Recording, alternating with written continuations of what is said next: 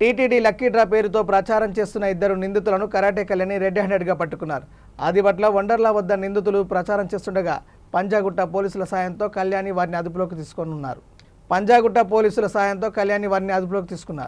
నిందితులు కళ్యాణి పైకి దూసుకొచ్చి ఆమె చున్ని లాగి ఆమెను తోసివేసినట్టుగా సమాచారం.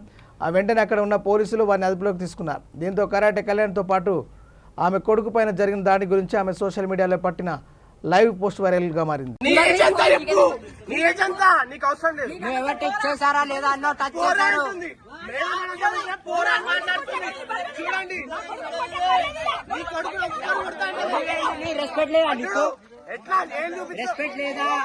రెస్పెక్ట్ లేదా మీకు?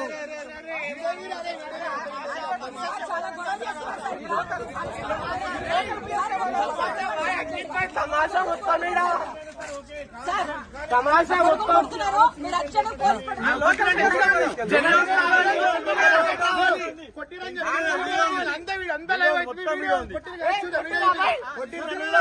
నన్ను కూడా